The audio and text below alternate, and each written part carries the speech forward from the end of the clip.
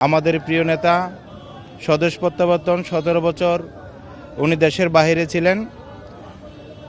এখানে যত অন্যায় অবিচার হয়েছিল ওনার প্রতি সকল কিছুর শেষ করে আগামী কালকে আমাদের মাঝে এসে উপস্থিত হবেন। আমরা সেই আশায় দীর্ঘ 17 বছর ছিলাম। আজকে আমরা আনন্দিত এবং আমরা প্রতীক্ষায় আছি আমার নেতাকে দেখব এবং এদেশের মানুষের ভাগ্য উন্নয়নে উনি কাজ করবেন। এই দেশে যত ষড়যন্ত্র ছিল আমার প্রিয় নেতাকে নিয়ে সকল ষড়যন্ত্র শেষ করে আজকে আমরা আনন্দ মুখর পরিবেশে নতুন বাংলাদেশ গড়ার পথে আমার প্রিয় নেতার পাশে থেকে আমরা কাজ করব সেই প্রত্যাশা জানাচ্ছি। আমাদের অনুভূতি দীর্ঘদিন পরে আমাদের প্রিয় নেতা জনাব তারেক রহমান, যিনি বগুড়ার সন্তান, যিনি বগুড়ায় ইতিমধ্যেই ঘোষণা করেছেন তিনি নির্বাচন করবেন বগুড়া সদর থেকে। তিনি আমাদের প্রিয় সন্তান বগুড়ার মানুষের শহীদ রাষ্ট্রপতি জিয়াউর রহমানের যোগ্য উত্তরসূরি। তিনি আশাতে বগুড়ার মানুষের যে একটা আনন্দ, সেই আনন্দের পাশাপাশি আমরাও আনন্দিত। আজকে বগুড়ার মানুষ মনে করে যে আজকে বগুড়া না শুধু সারা বাংলাদেশের রাজনীতিতে তিনি একমাত্র ব্যক্তি যে এই জাতীয়তাবাদী শক্তির একটা উত্থান ঘটবে, জাতীয়তাবাদী শক্তি ঐক্যবদ্ধ হবে এবং বিএনপি নেতৃত্বে সকল দলমত নির্বিশেষে একটি ঐক্যবদ্ধ বাংলাদেশ গড়ে উঠবে এবং সামনের দিনের যে নির্বাচন সেই ধানের শীষের বিজয়কে নিরঙ্কুশ করবে এবং সুনিশ্চিত করবে।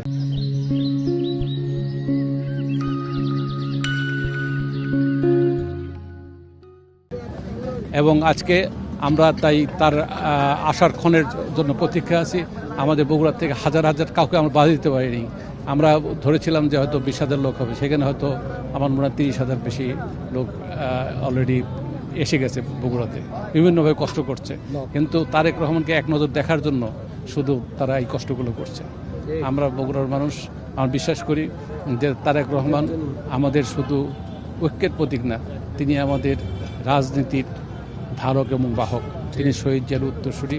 শহীদ জিয়ার রাজনীতিকে তিনি এগিয়ে নিয়ে যাবেন এবং বাংলাদেশকে শহীদ জিয়া যেভাবে সারা বিশ্বের কাছে তলাবিহীন ঝুড়ির থেকে একটা উন্নত রাষ্ট্রে পরিণত করেছিলেন, আজকে যেই 31 দফা বাস্তবায়নের মধ্য দিয়ে এই রাষ্ট্রের যেই সকল অঙ্গ প্রত্যঙ্গ এই মেরামত এবং সংস্কারের মধ্য দিয়ে আগামী দিনে বাংলাদেশ একটা উচ্চমাত্রায় চলে যাবে এবং সেই নেতৃত্ব দেবেন আমাদের তারেক রহমান।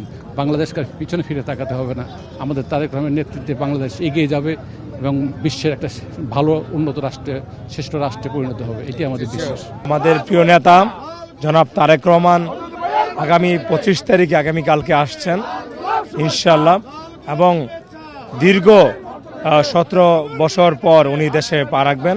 আপনি জানেন তারেক রহমান এমন একটি দলের ভারপ্রাপ্ত চেয়ারম্যান যে দল হলো বাংলাদেশে সবচেয়ে জনপ্রিয় দল এবং সবচেয়ে জনপ্রিয় দলের ভারপ্রাপ্ত চেয়ারম্যান হলেন তারেক রহমান। আমরা বিশ্বাস করি সারা বাংলাদেশের ভিতরে 68,000 গ্রাম রয়েছে, 68,000 গ্রামই ওনার হৃদয়ে স্থান করে নিয়েছেন এবং আমরা বলতে পারি শুধু বাংলাদেশে নয়, এশিয়ার ভিতরে সবচেয়ে জনপ্রিয় নেতা যে এখন থাকেন সেটা হলো তারেক রহমান এবং দেশনেত্রী বেগম খালেদা জিয়া। কারণ গণতন্ত্রের জন্য, দেশের জন্য সর্বোচ্চ ত্যাগ, নির্যাতন, নিপীড়ন শিকার হয়েছেন এই তারেক জিয়া এবং জিয়া পরিবার। ওনার আপন ভাইকে ওনার মৃত্যুবরণ হয়েছে, উনি পাশে থাকতে পারেনি। আপনারা দেখেছেন আমার নেত্রী মিথ্যা অহেতুক মামলায় দেশনেত্রী বেগম খালেদা জিয়াকে কারাবরণ করতে হয়েছে নির্যাতনের কারণে এবং জেলে আজকে অসুস্থ অবস্থায় আজকে উনি মেডিকেলে আছেন। আমরা মনে করি দেশের জন্য, দেশের গণতন্ত্রের জন্য এবং আমরা এটুকু মনে করি এই মুহূর্তে এদেশের জনগণ তারেক রহমানকে অভিভাবক হিসেবে ওয়েলকাম জানানোর জন্য অপেক্ষা রয়েছেন। আর আগামীকালকে হবে বিএনপি জনগণের, ঢাকা শহর থাকবে জনগণের দখলে এবং সেটা 50 বছরে যেটা হয়নি এবং সেই জনসমাগম এবং জনউপস্থিতি হবেন এই আগামীকালকে। ইতিমধ্যে বিভিন্ন জেলা থেকে সর্বস্তরের নেতৃবৃন্দ জনগণ আসা শুরু করেছে। আমরা বিশ্বাস করি মানে জায়গা থাকবে না কোথাও দাঁড়ানোর মতন। আমার বাড়ি নরসিংদী পলাশ উপজেলা। আমরা বিএনপি স্থায়ী কমিটির সদস্য ডক্টর মঈন খান স্যারের আসন, আমাদের প্রাণপ্রিয় নেতা ডক্টর আব্দুল মঈন খান স্যার, উনি একজন পরিচ্ছন্ন রাজনীতিবিদ। আমরা বিশ্বাস করি আগামীতে তারেক রহমানের যে চিন্তা, কৃষক, শ্রমিক আমার মা বোনদের নিয়ে যে চিন্তা করছেন দেশকে নিয়ে, আমরা বিশ্বের দরবারে এই তারেক রহমানের নেতৃত্বেই একটি সুন্দর সরকার হবে এবং এই বিগত ফ্যাসিবাদী যেভাবে এক নির্যাতন নিপীড়ন হয়েছে, আমরা বিশ্বাস করি একটা জনগণের সরকার হবে তারেক রহমানের নেতৃত্বে এবং আমাদের নেতা বিশ্বের দরবারে নেতৃত্ব দেওয়ার মতন সকল যোগ্যতাই তারেক রহমানের রয়েছে।